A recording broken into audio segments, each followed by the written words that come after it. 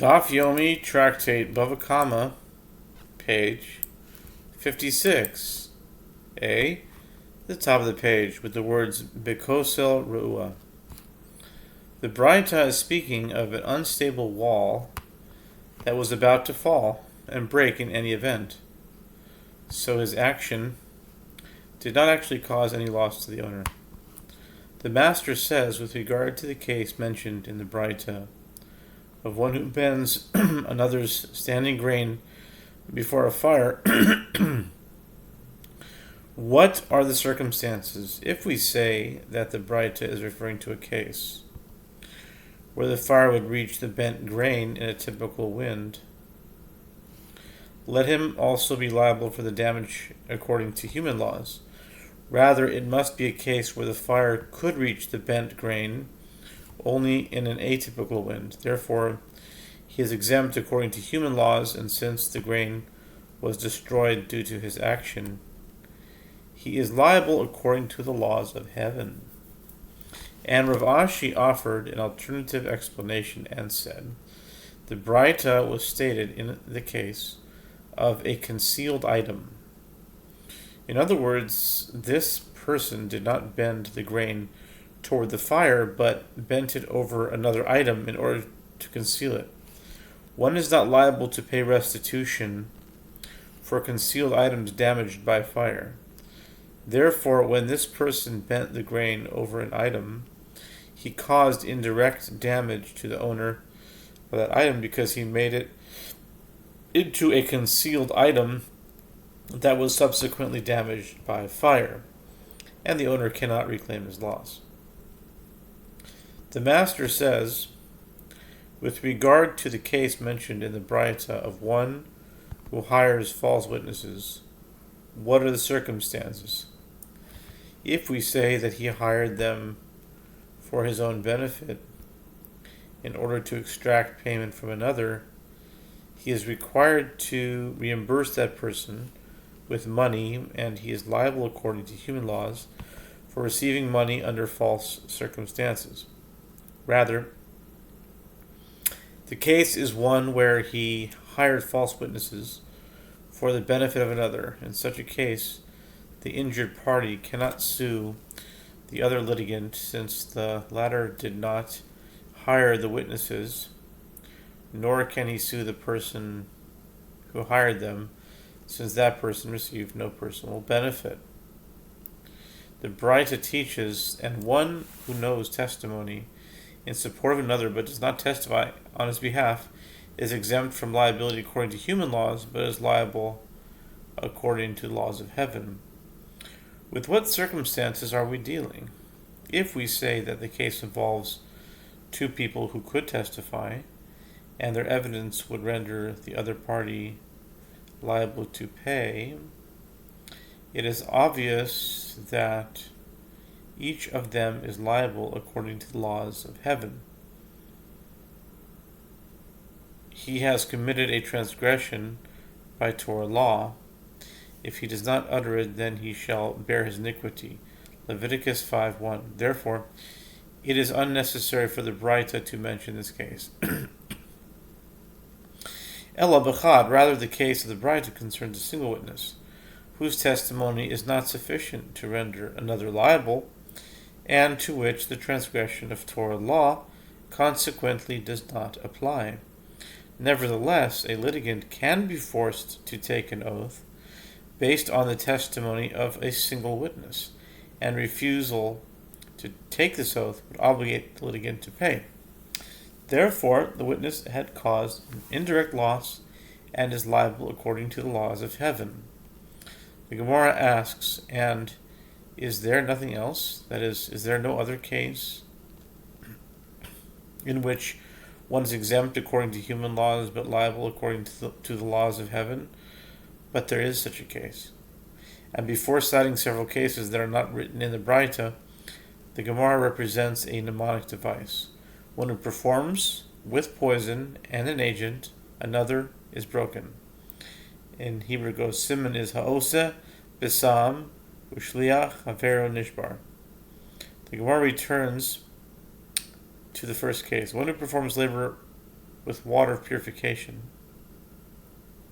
which was meant to be used to purify one rendered ritually impure by a corpse, thereby rendering the water unfit for use, or who performs labor with the red heifer of purification, invalidating the animal for use as an element of the purification ritual, is exempt according to human laws, since damage he caused is not evident, but liable according to the laws of heaven, as he caused a financial loss.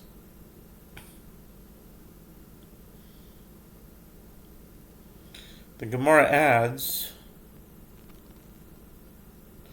but there is the following halakha with regard to one who places poison before another's animal, and the animal eats it and dies. He is exempt according to human laws, since the animal caused its own death, but liable according to the laws of heaven.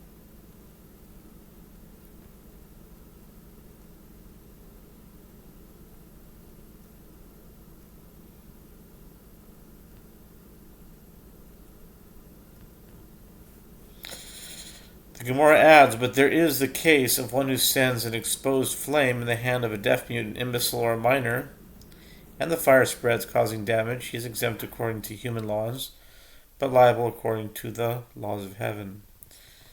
The Gemara adds, but there is the case of one who frightens another without touching him, but causes him injury. He is exempt according to human laws, but liable according to the laws of heaven.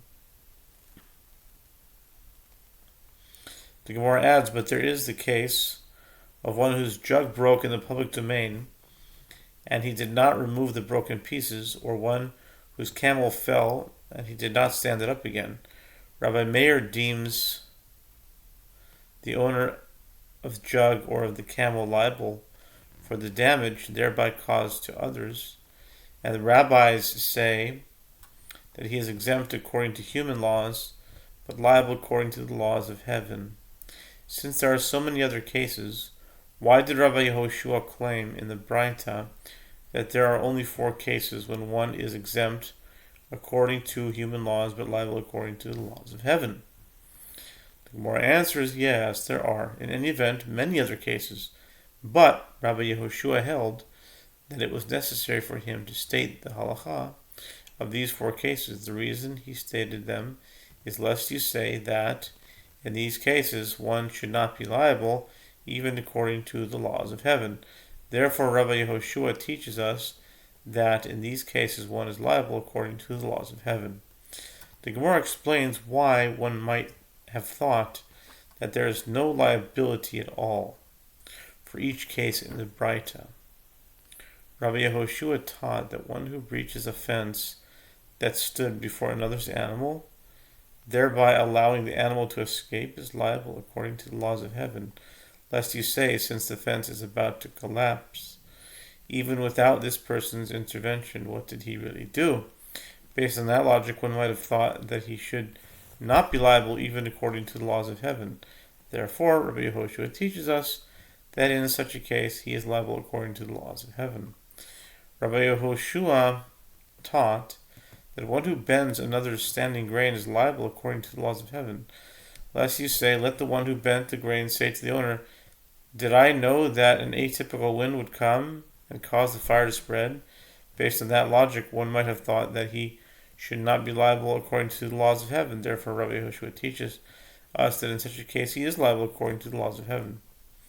And according to Rav Ashi, who said that Rabbi Yehoshua's ruling was stated with regard to the case of a concealed item, Rabbi Yehoshua mentioned liability according to the laws of heaven, lest you say that the one who concealed the item could say, I covered it for you in order to protect it from the fire. Based on that logic, one might have thought that he should not be liable even according to the laws of heaven. Therefore, Rabbi Yehoshua teaches us that in such a case he is liable according to the laws of heaven.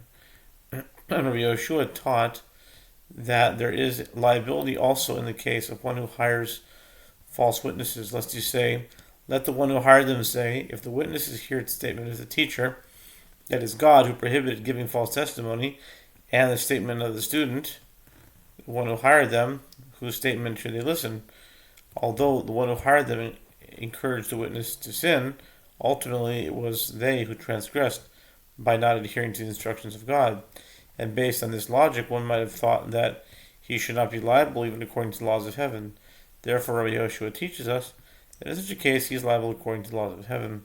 Finally, Rabbi Yehoshua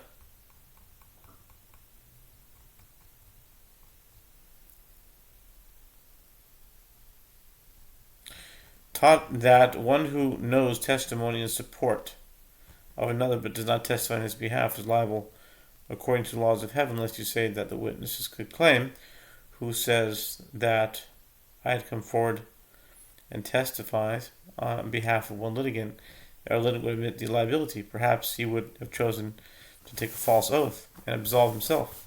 Based on that logic, one might have thought that he should not be liable, even according to the laws of heaven. Therefore, Rabbi Yehoshua teaches us that in such a case he is liable according to the laws of heaven. The Mishnah teaches if the pen was breached at night, or bandits breached it, and sheep subsequently went out and caused damage, the owner of the sheep is exempt. Rabbah says, and this first instance of a pen that was breached is referring specifically to a case where the animals tunneled under the wall of the pen, and by doing so caused the wall to collapse. In that case, the owner is completely blameless, and therefore exempt from liability for any damage that ensues. The Gemara asks, but if the animal did not tunnel under the wall, what is the halakha? Would the owner be liable? What are the circumstances? If we say that the pen had a stable wall, that even if the animal did not tunnel, why is the owner liable? What should he have done? Clearly he cannot be held liable for the damage. Rather, the pen had an unstable wall. The Gemara asks, even if the animal tunneled under the wall and knocked it down, why is he exempt? The damage in this case is initially through negligence and ultimately by accident.